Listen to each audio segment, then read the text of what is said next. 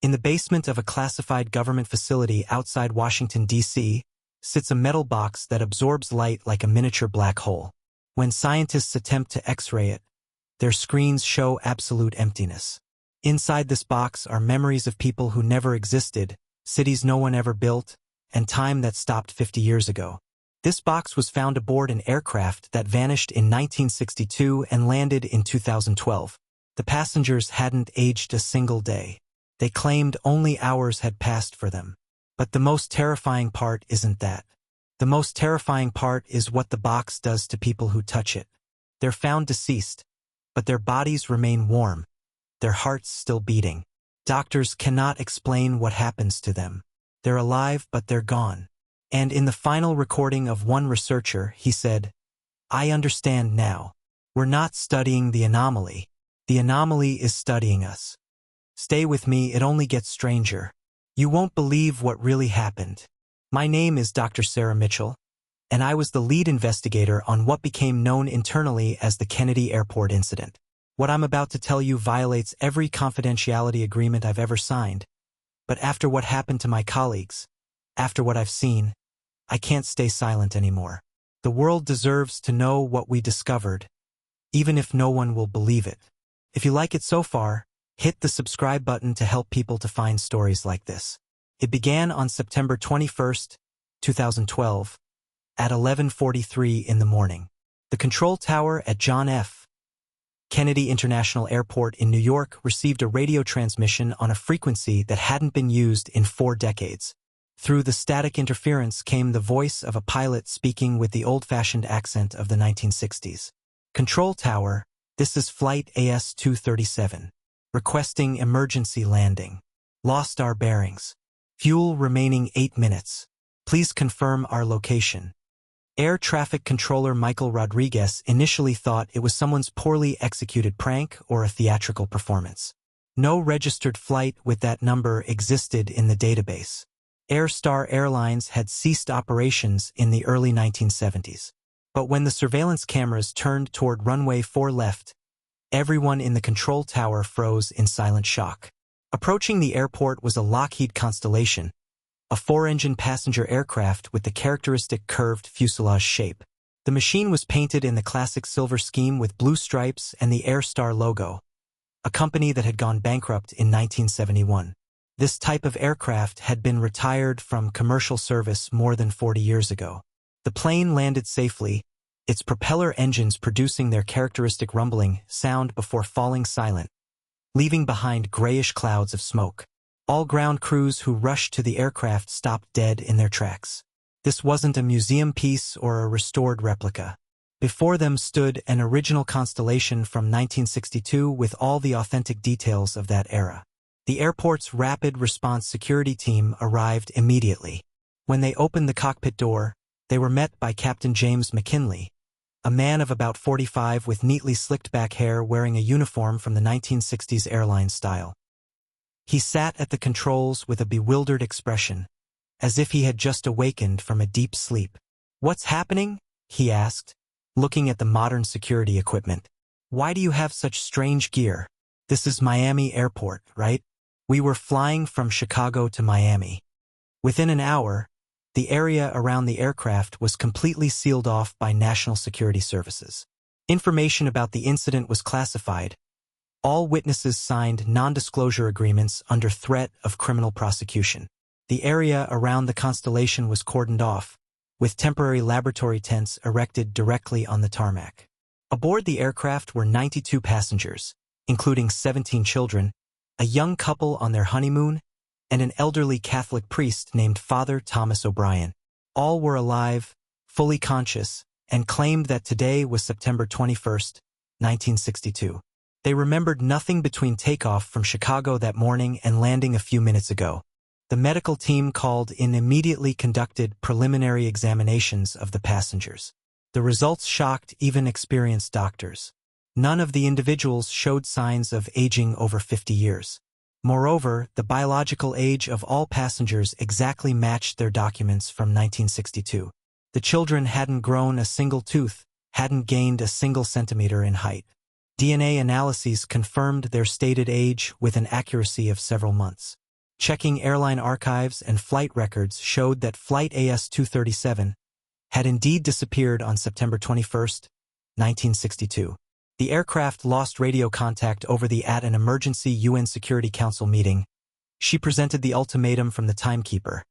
Humanity must voluntarily cease its existence, handing the planet over to other life forms that wouldn't threaten time stability.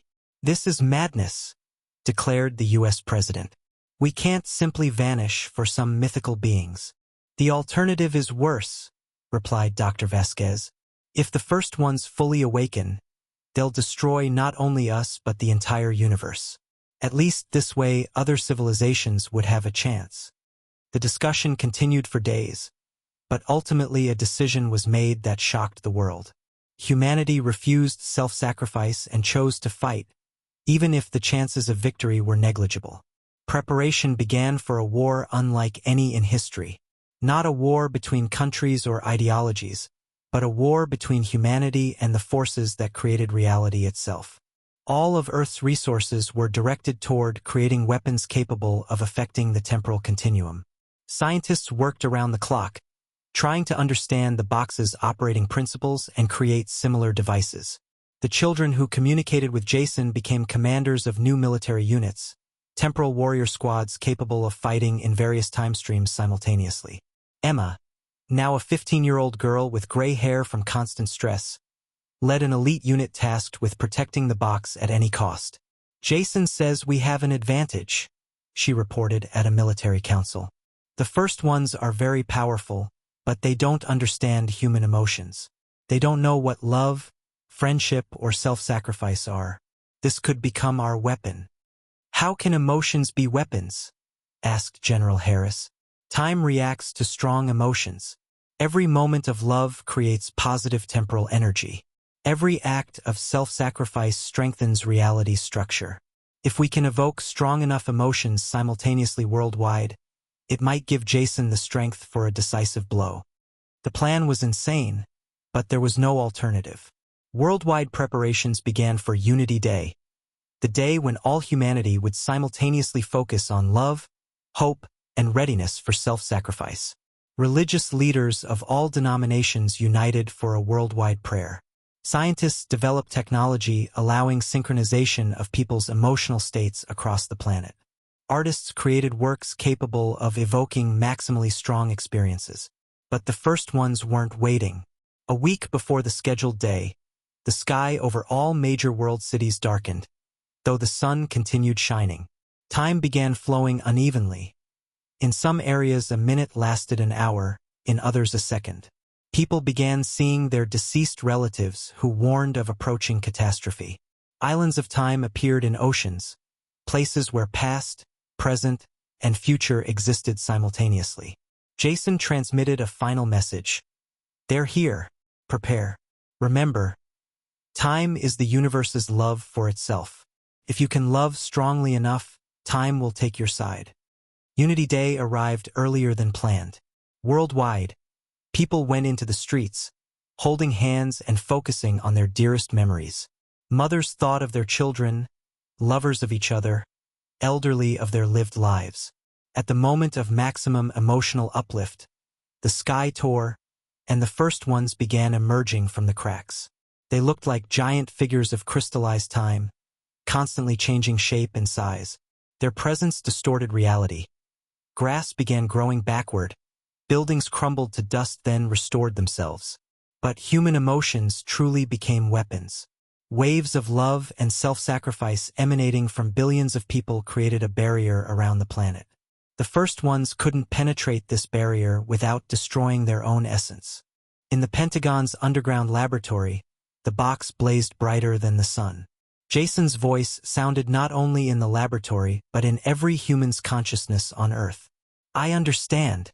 Time doesn't need protection from people. People need to learn to protect time. Love doesn't destroy the temporal continuum. It strengthens it." At this moment something incredible happened. All the first ones stopped, as if hearing something that made them reconsider their intentions. They began slowly dissolving, not disappearing but integrating into Earth's temporal flow. The eldest of the first ones, a being the size of a skyscraper, addressed humanity in a voice sounding like the echo of the Big Bang. We were wrong. We thought consciousness could exist only in our form. But you showed us that even short lives can create infinite love. We won't destroy time. We'll become its guardians together with you. The first ones dissolved into Earth's atmosphere, becoming an invisible part of the planet's temporal flow. Their ancient wisdom merged with human emotions, creating a new form of time. Time that didn't just exist but felt. Jason returned to his human form, emerging from the box as an ordinary boy but with eyes full of centuries' wisdom. He embraced Emma and the other children, and everyone understood the crisis was over. But the world had changed forever. People discovered they could now physically feel time, as warmth in the chest when doing something good, and as cold when causing pain. Time became an emotional substance reacting to human actions. Wars became impossible because mass hatred caused temporal storms threatening all conflict participants. Environmental crimes stopped time's flow in affected areas, making life there impossible. Humanity entered a new era, the era of emotional time, where every action had temporal consequences, and love and compassion literally prolonged life. Dr. Vasquez, who became the first minister of time in human history, wrote in her final report, "We thought time was a resource we could use. It turned out time is a living being we can love. And when we learned to love it, it loved us in return." The box was placed in a new museum of time in Geneva, where anyone could touch it and feel the universe's pulse. Children worldwide came there to speak with Jason, who now lived simultaneously in time and among people. Years passed in this new reality. Children grew up understanding that every moment was precious, that time itself watched their choices. The elderly didn't fear death because they knew their love would remain woven into time's fabric forever. But sometimes, in the deepest nights, when the world was especially quiet, people claimed they could hear a child's voice, Timmy's voice, whispering from within time itself, reminding them of the sacrifice that made their peace possible. She had become the eternal guardian, the memory keeper, ensuring that humanity would never forget the price of their salvation. Dr. Vasquez lived to be 97, spending her final years teaching children about the delicate balance between human emotion and temporal stability. On her deathbed, she smiled as she felt time itself embrace her, welcoming her into the endless story of love and sacrifice that had saved not just humanity, but the very fabric of existence. The box remained in Geneva, no longer a mystery but a testament. Sometimes visitors swore they could see, just for an instant, the faces of all those who had given everything for time's sake. Dr. Hartley, Timmy, Jason, and countless others whose love had become the foundation of a universe that finally understood how to cherish each precious second. And in the museum's guest book, children from around the world continued to write the same message, in dozens of languages. "Thank you for teaching us that time is love, and love is forever." The story ended, but time, beautiful, emotional, alive, continued, carrying within itself the memory of those who had learned that the greatest power in the universe wasn't to control time, but to love it. Thanks for listening. Subscribe to It Happened to Me. A new story drops daily. Atlantic Ocean at approximately 12 noon Eastern Time.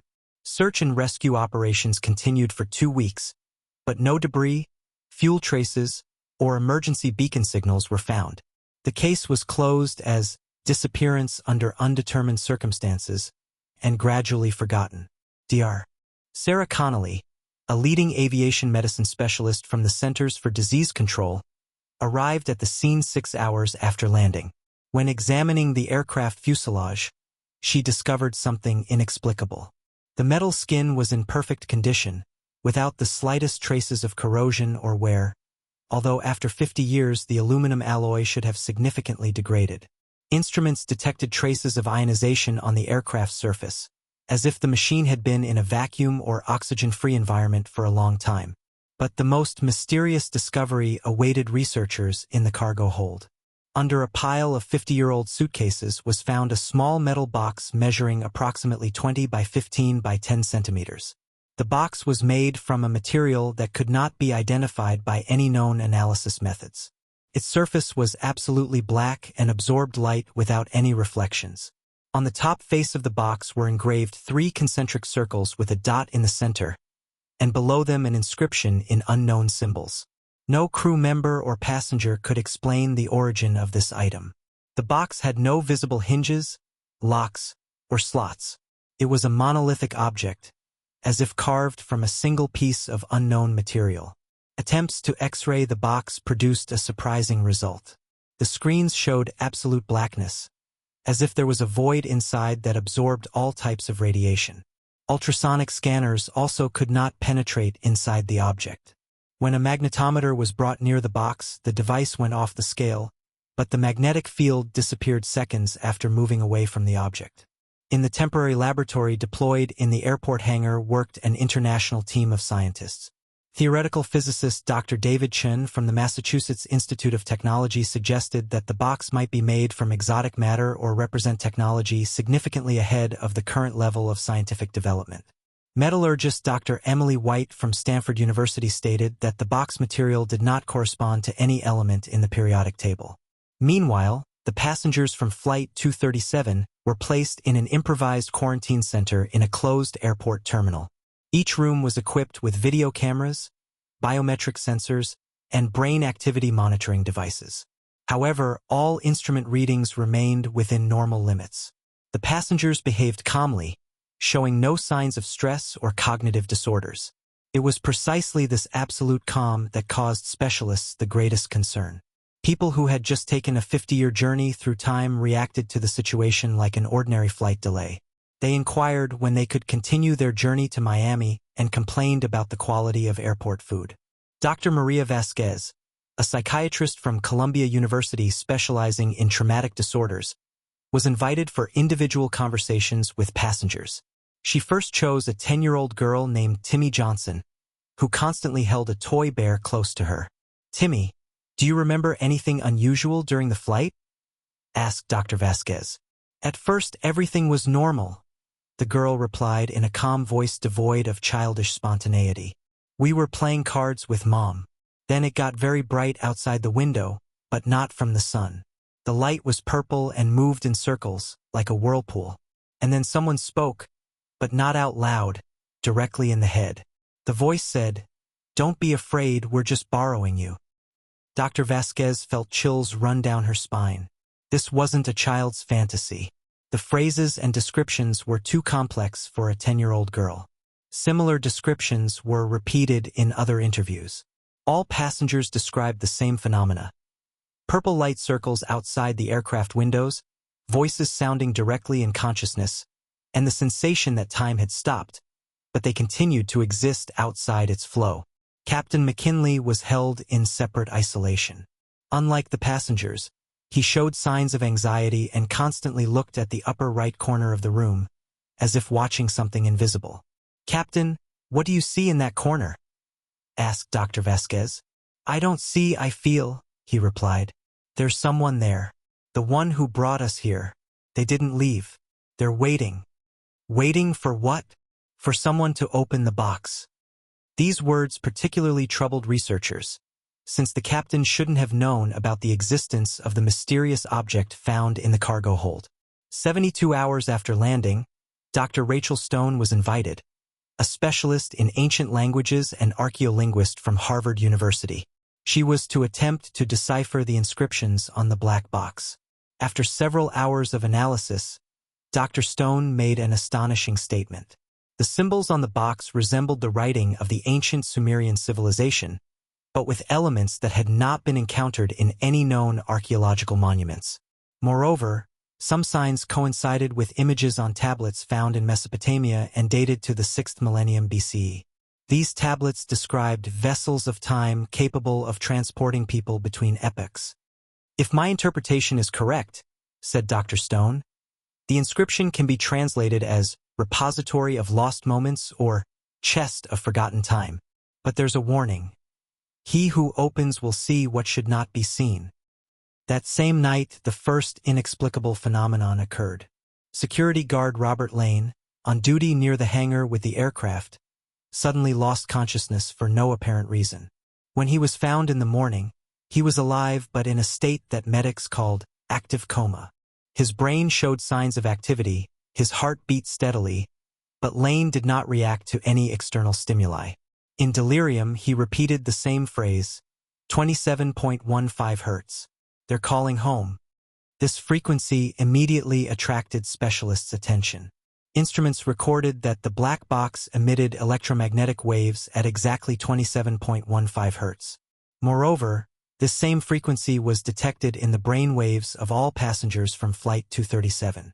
Dr. Chun hypothesized that the box might be a source of some field affecting human consciousness and capable of distorting time perception. However, attempts to shield the object from the external environment yielded no results. The frequency continued to penetrate through any barriers. On the fourth day after the incident, it was decided to attempt opening the mysterious box. The experiment was conducted in a specially equipped chamber with maximum safety measures.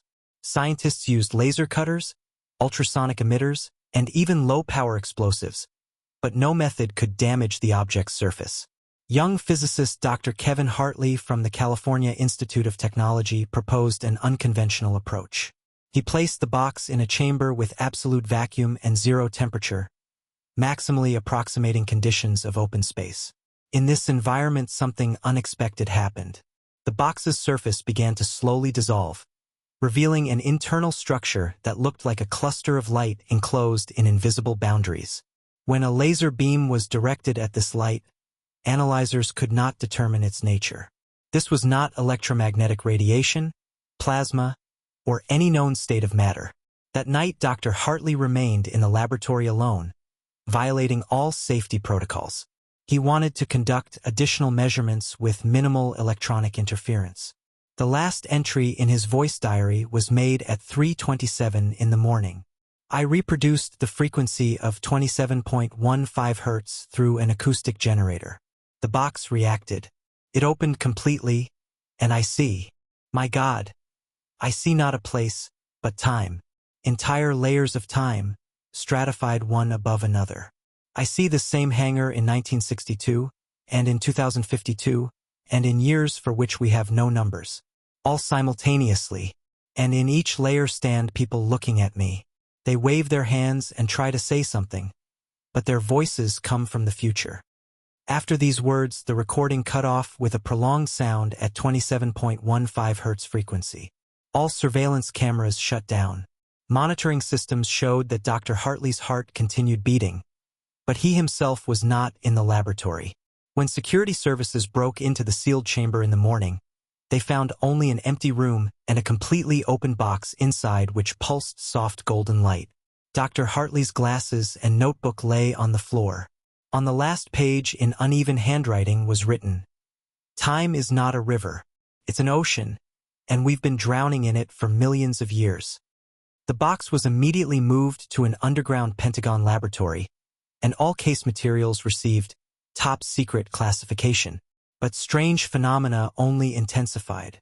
Reports began coming in from across the country that people were hearing the frequency of 27.15 hertz in the most unexpected places. In homes, offices, even in deep mines. Particularly alarming were reports from astronomers. Radio telescopes recorded that this same frequency was coming from space, simultaneously from 7 different points in the galaxy. All signal sources were located in areas where, according to current understanding, there should be no objects. Dr. Vasquez continued interviews with passengers, but their stories became increasingly strange. Priest Father O'Brien claimed he saw angels, but not ordinary ones, rather angels of time who showed him pictures of events that should occur in 100 years. The young honeymoon couple began drawing diagrams of devices whose operating principles were incomprehensible to modern science. The most disturbing changes occurred with the children. They stopped playing and talking to each other. Instead, they sat for hours in complete silence, staring at one point, and synchronously turned their heads as if following something invisible moving around the room. 10-year-old Timmy Johnson suddenly spoke in an adult's voice. "You think we came from the past, but we came from a place where past and future don't exist. We are messengers from those who live between seconds." On the 7th day after the incident, Captain McKinley requested a personal meeting with the head of the research group. He made no demands but said he must convey important information. "I remember where we ended up," he said calmly. "It wasn't emptiness or another dimension. It was a warehouse, a huge storage facility containing all moments of time that ever existed or could exist. We saw shelves stretching into infinity, and on each shelf stood transparent spheres. Each sphere contained one moment. Someone's birth, someone's death, a first kiss, a last breath." "Who was the keeper of this place?" asked Dr. Chun. "No one and everyone simultaneously. Beings who were never human but remember what we could become. They said that time on Earth is broken, and they need witnesses to testify to this before higher powers." "Why did they choose your flight?" "Because at the moment of our disappearance, a malfunction occurred in the temporal continuum. An atomic bomb exploded at a Nevada test site on the same day, creating a crack in the fabric of time. We fell into this crack and ended up in the warehouse." The captain fell silent for several minutes, then continued, "They released us with a condition. We must find a person who can repair time. If we don't find him within 30 days, all life on Earth will begin aging in reverse until it disappears completely." These words sounded like a verdict. Scientists understood they were in a situation that went beyond all known laws of physics and logic.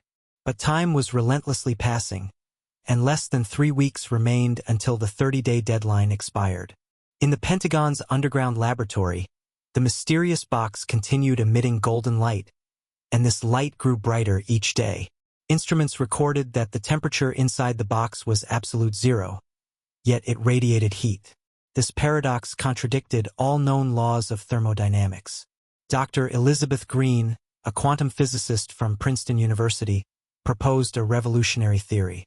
She suggested that the box was not an artifact of some technologically advanced civilization, but a natural phenomenon, a quantum anomaly arising from the interaction of consciousness with the fabric of spacetime. "Perhaps," she said at a closed meeting, "time is not an abstraction. Perhaps it's a living substance that can become ill, like any organism. And our airplane ended up in a place where time heals from disease." Meanwhile, strange events began occurring worldwide. In different countries, people reported encounters with themselves from the past or future. In some cities, mechanical clocks began running backward. Islands were discovered in oceans that weren't on maps a week ago but looked as if they had existed for thousands of years. The most alarming report came from Antarctica. Research station Polar Star transmitted that their geological sensors recorded the ice sheet's age as -200 years. The ice was becoming younger, not older, with each passing day. On the 15th day after the incident, passenger Dorothy Miller, a 60-year-old schoolteacher from Flight 237, requested a private meeting with Dr. Vasquez. She still looked 60, but in her eyes appeared an expression of ancient wisdom. "Doctor," she said quietly, "I remember everything, not only what was in the time warehouse but what will be. I saw the end and know how to avoid it." "Tell me," requested Dr. Vasquez. "The person who can repair time is already among us, but he doesn't know about his abilities. It's one of the scientists studying the box, the one who disappeared in the laboratory." "Dr. Hartley?" "But he vanished." "He didn't vanish. He became a bridge between temporal layers. The box must be closed in a specific way, but only someone who exists simultaneously in past, present, and future can do it." Dorothy handed Dr. Vasquez a piece of paper with a sequence of symbols she had drawn from memory. "This is an instruction. But I warn you, if the procedure is performed incorrectly, time won't just break. It will cease to exist entirely. The universe will turn into one infinite second in which nothing will ever change." On the 18th day, the team of scientists decided to attempt contact with Dr. Hartley through the box. They reproduced the exact frequency of 27.15 Hz and directed a laser beam modulated with Morse code into the box. The response came immediately, but not as a radio signal. A semi-transparent image of Dr. Hartley materialized in the laboratory. He looked exactly as he had at the moment of disappearance, but his body seemed woven from light. "I hear you," he said in a voice sounding from all directions simultaneously. But I'm not in one time, I'm in all times at once. I see the birth of the universe and its death, the first star and the last planet. It's unbearable and beautiful simultaneously. Dr. Hartley, how do we close the box? Asked Dr. Chun. The box cannot be closed by force or technology. It will close itself when it finds what it was looking for. What was it looking for? A witness. Someone who will remember everything that happened and tell future generations about it. Time wants people to know. It's not humanity's enemy. It's trying to save us. Save us from what? From oblivion.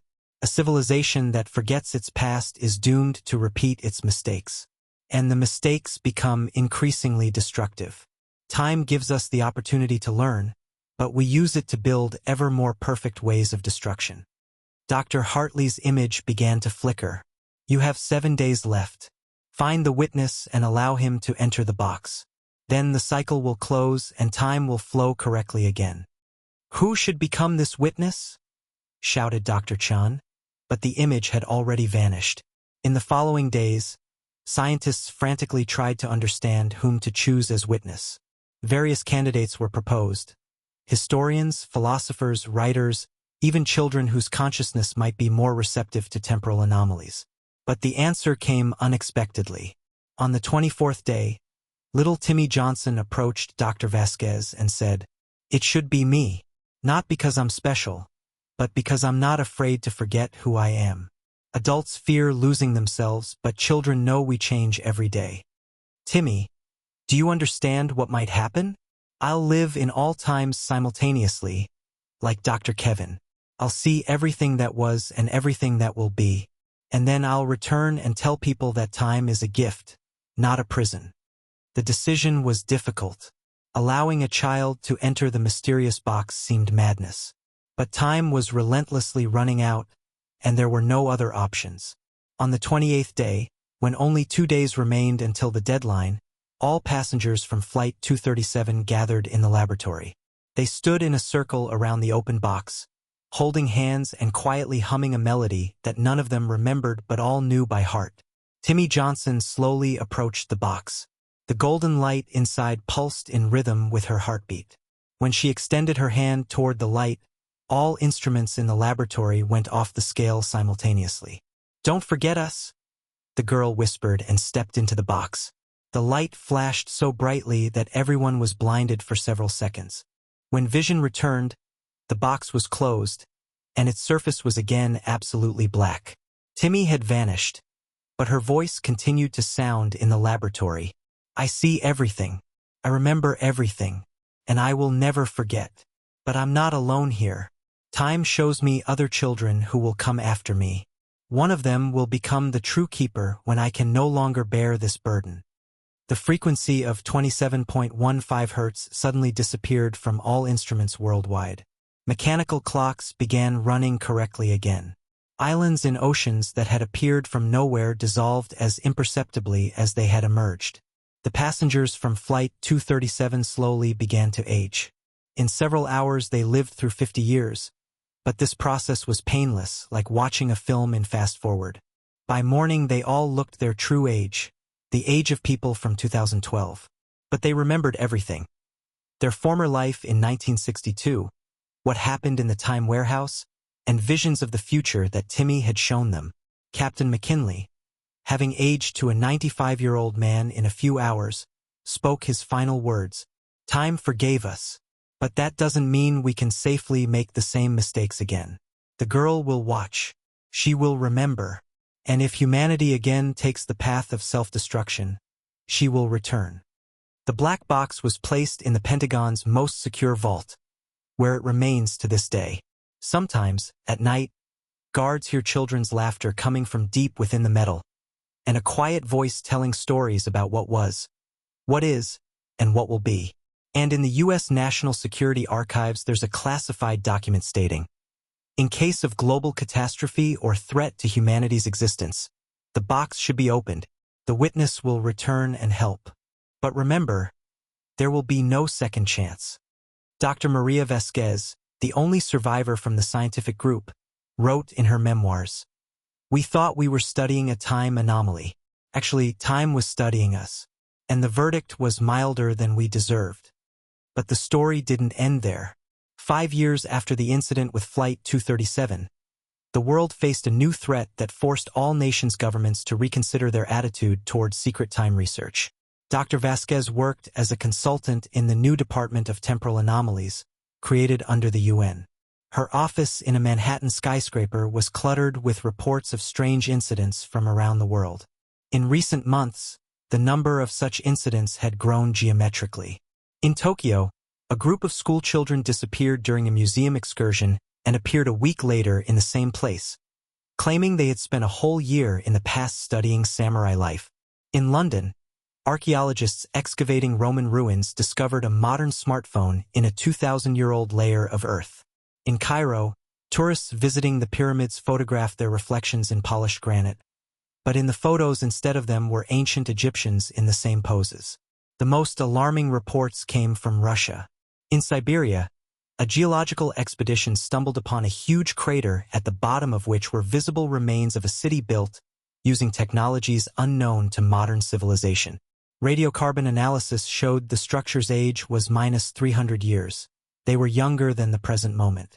Dr. Vasquez understood that all these phenomena were connected to the events of 5 years ago. Timmy's sacrifice hadn't solved the problem definitively. It had only stabilized the situation temporarily. Now cracks in time were beginning to appear again, but worldwide. In the Pentagon's secret archive, the black box remained sealed, but instruments recorded strange activity. Every night at midnight Eastern Time, the temperature around the safe increased by 1 degree Celsius. This process had continued for 18 months, and scientists assumed that if it didn't stop, the box might open again. Moreover, children began appearing worldwide who claimed to remember conversations with Timmy. These children, aged 6 to 12, told remarkably similar stories. They said Timmy came to them in dreams and showed them pictures of a future where time was finally broken. 8-year-old Emma Davis from Los Angeles drew a series of pictures depicting people frozen in one instant like statues. 10-year-old Marcus Brown from Detroit built a model machine from construction blocks that, according to him, could fix broken days. 7-year-old Lila Chun from San Francisco began speaking in a language that linguists couldn't identify but that resembled sounds recorded in the box 5 years ago.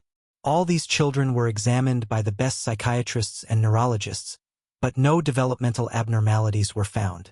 The only common trait was increased activity in the brain area responsible for time perception.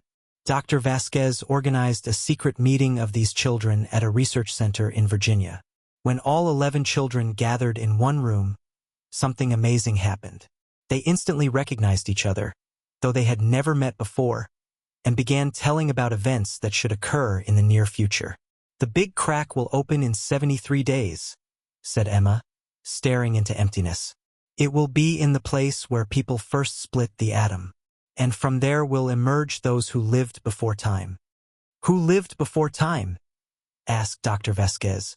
"The first ones," answered Marcus. "Those who created time when they realized that without it the universe couldn't think about itself." Lila spoke in her strange language, and all the other children translated synchronously. "They want to take time back for themselves. They think people use it incorrectly. They want to erase everything that happened after their departure and start over." These revelations led to an emergency session of the UN Security Council. Representatives of all major powers gathered in New York to discuss a threat that went beyond all known categories. General David Harris, head of the Pentagon's Anomalous Phenomena Department, presented a report that shocked even experienced diplomats. Over the past 2 years, military satellites had recorded 7 cases of object materialization in space that didn't obey physics laws.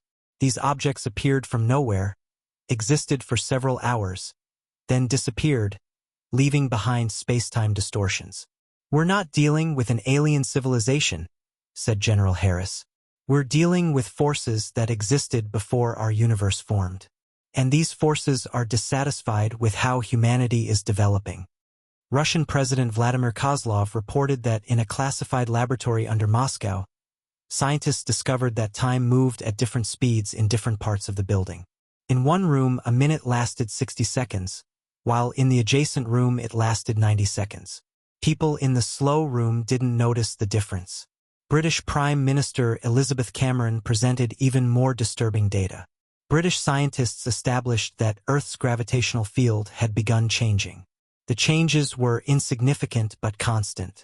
If this process continued, in 50 years the planet might leave its orbit. All these phenomena are connected to one source, declared Dr. Vasquez, speaking before the Security Council. 5 years ago, we disrupted the natural order of time. We thought we fixed the mistake, but actually only postponed the catastrophe. What do you propose? Asked the UN Secretary-General. We need to return to the box, but this time we can't act by trial and error. The children who communicate with Timmy must become our guides. The decision was unanimous. All 11 children were transferred to a special center near the Pentagon, where they began preparing for contact with the box. But the children immediately warned that humanity had much less time than supposed. Timmy says the first ones have already begun awakening, reported Emma. They slept for millions of years in places outside time, but our experiments woke them up. Where are these places? Asked General Harris. Everywhere and nowhere, answered Marcus. In those seconds no one remembers. In those moments between inhale and exhale when consciousness briefly shuts off. Dr. Vasquez realized the situation was spiraling out of control much faster than expected. She made a decision that changed the course of human history. Open the box immediately without waiting for preparation to complete. In the Pentagon's underground laboratory gathered an international team of scientists. The box was removed from the safe and placed in the center of a circular room surrounded by the most modern instruments. 11 children stood around it, holding hands. When Emma touched the box's surface, it instantly opened, releasing a column of golden light to the ceiling. But this time inside wasn't just light. There was a semi-transparent figure of Timmy, but she looked not like a 10-year-old girl but like an ancient woman with eyes full of sorrow. You didn't listen, she said in a voice echoing with thousands of years. You continued experimenting with time. Now the first ones have awakened, and they're coming. What can we do? Asked Dr. Vasquez. There's only one way to stop them. Someone must take their place as time's keeper. But this person will cease being human. They'll become part of time itself, existing in every second that ever was or will be. Timmy turned to the children. One of you must make this choice. But no, there's no going back. You'll remember every person who ever lived, every tear shed, every joy and every pain. The children looked at each other and, without words, as if communicating telepathically, reached a decision. 12-year-old Jason Wilson, the oldest of the group, stepped forward. I'm ready, he said calmly. But I want everyone to know, time isn't a prison. It's an opportunity. Every second is a chance to become better than you were a moment ago. When Jason entered the light column, his body began dissolving, transforming into streams of light. But instead of disappearing, he became part of the space itself around them.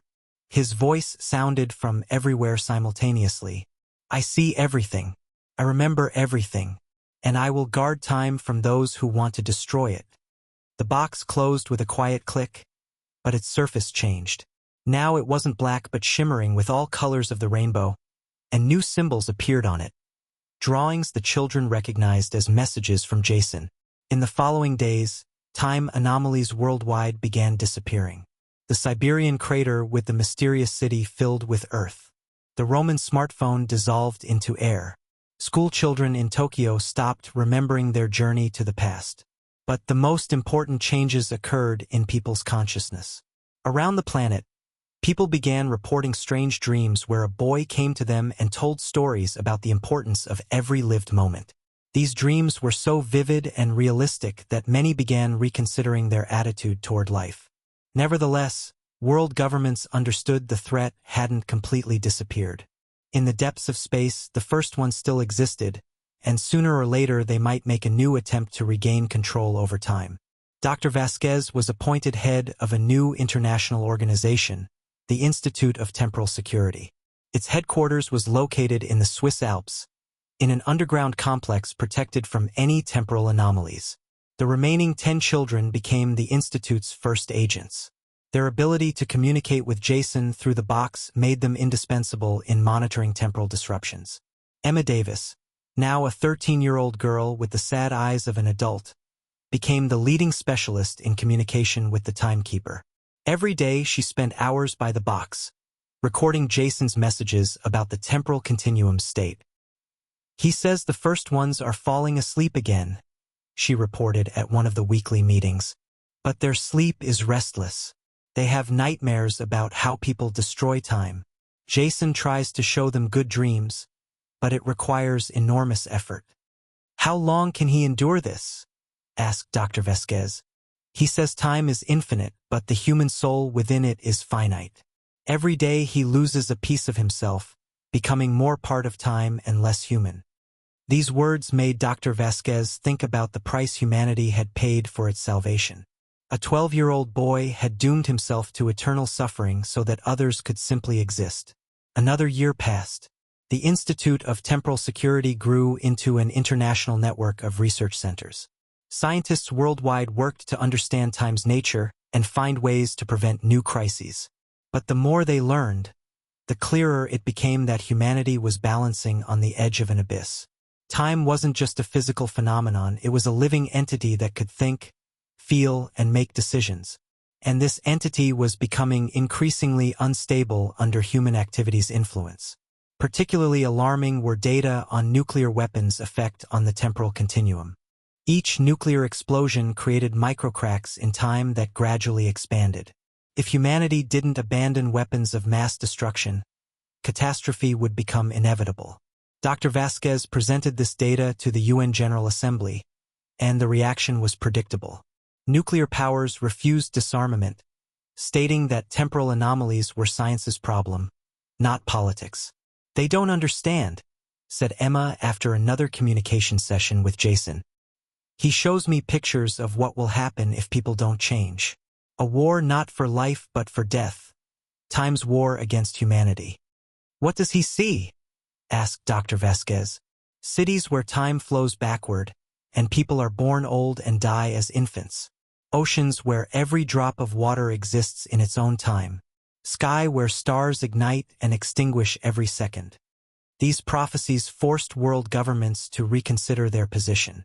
A new international treaty was signed completely banning not only nuclear weapons but any experiments that could affect the structure of spacetime. But it was already too late. In the depths of space, the first ones began awakening again. And this time their anger was directed not only at humanity but at the timekeeper himself who had dared stand in their way. Jason began transmitting increasingly alarming messages. He spoke of feeling the approach of something ancient and powerful, something that existed before the universe's birth. "They're coming," Emma transmitted his words. "And this time they won't ask permission. They'll simply erase everything that exists after their sleep and begin history anew." "Is there a way to stop them?" asked Dr. Vasquez. "Only one, but it will require the sacrifice of all humanity." These words sounded like a verdict. Dr. Vasquez understood she faced a choice between humanity's destruction at the hands of the first ones and voluntary self-sacrifice for the universe's preservation.